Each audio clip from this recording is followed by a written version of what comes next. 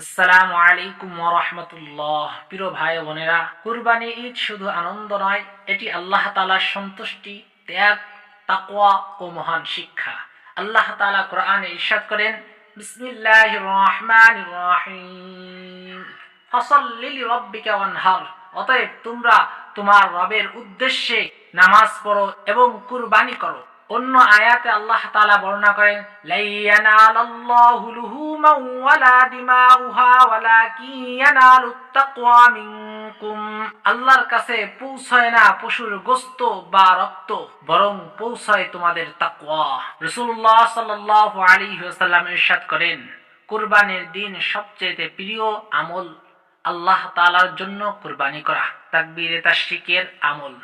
আরাফাতের দিন ফজরের নামাজের পর, অর্থাৎ 9 জিলহজ ফজরের নামাজ থেকে 13 জিলহজ আসর পর্যন্ত প্রত্যেক ফরজ নামাজের পরে তাকবীরে তাশরিক পড়া ওয়াজিব। তাকবীরে তাশরিক এই: আল্লাহু আকবার, আল্লাহু আকবার, লা ইলাহা ইল্লাল্লাহু, আল্লাহু আকবার, আল্লাহু আকবার, ওয়ালিল্লাহিল হামদ। কুরবানি দিনের সুন্নাত: খুব ভোরে তাড়াতাড়ি ঘুম থেকে ওঠা, মিসওয়াক করা, গোসল করা, পরিষ্কার পরিচ্ছন্ন কাপড় পরা, সুগন্ধি লাগানো, ঈদগাহে যাত্রার আগে কোনো কিছু না খাওয়া, আওয়াজে তাকবীরে তাশরিক পাঠ করা, আগে আগে ঈদগাহে যাওয়া, ঈদুল আজহার নামাজ তাড়াতাড়ি পড়া, এক রাস্তা দিয়ে যাওয়া অপর রাস্তা দিয়ে আসা, কুরবানি দাতার স্বীয় কুরবানির পশু দ্বারা ওই দিনের আহার করা, কুরবানির পশু জবাইয়ের দোয়া। ইন্নী ওয়াজ্জাহতু ওয়াজহিয়া লিল্লাযী ফাতারাস সামাওয়াতি ওয়াল আরদা হানিফাও ওয়া মা আনা মিনাল মুশরিকিন। ইন্না সলাতি ওয়া নুসুকি ওয়া মাহইয়ায়া ওয়া মামাতি লিল্লাহি রাব্বিল আলামিন লা শারীকা লাহু ওয়া বিযালিকা উমিরতু ওয়া আনা আউয়ালুল মুসলিমিন।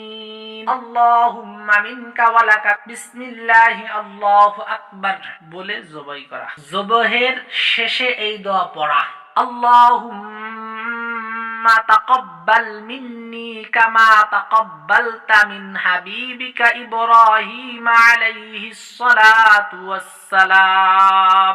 যদি কেউ কুরবানির পশুর সাথে আকিকা দেয়, তাহলে জবাহের সময় এই দোয়া পড়বে: আল্লাহুম্মা হাযিহি আকিকাতু ফুলানিন দামউহা বিদামইহি ওয়া লাহমুহা বিলাহমিহি ওয়া আজমুহা বিআজমিহি ওয়া জিলদুহা বিজিলদিহি ওয়া শা'রুহা বিশা'রিহি। এরপরে কুরবানির দোয়াটা পড়ে জবাহ শেষ করবে।